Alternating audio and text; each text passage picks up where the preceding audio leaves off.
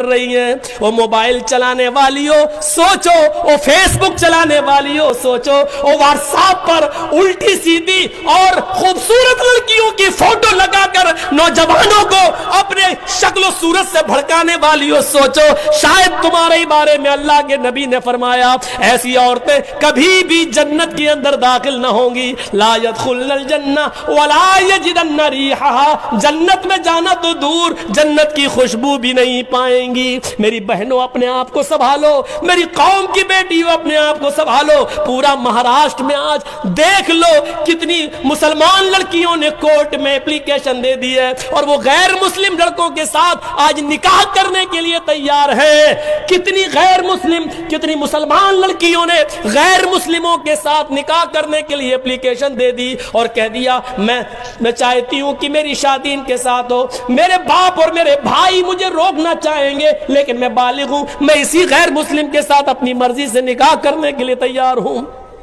یہ اسی بے پردگی کا حال ہے. یہ اسی کالج اور یونیورسٹی میں لڑکوں کے ساتھ کو ایجوکیشن لینے کا نتیجہ ہے. میری بہنوں اپنے آپ کو بچاؤ, میری قوم کی بیٹیوں, بہت بڑی سازش اس سیاسی حکومت اس موجودہ دور کی حکومت میں تمہارے خلاف رچی جا رہی ہے. کالجوں میں, اسکولوں میں لڑکوں کو جگہ, مسلم لڑکوں کو پڑھنے کے لیے ویکینسی نہیں دی جا رہی ہے. کہا جا رہا جگہ فل ہو گئی, اور لڑکیوں کو جگہ دی جا رہی ہے اور کہا جا رہا ہے کہ لڑکیوں کے لیے جگہ موجود ہے. لڑکیوں کے لیے اتنا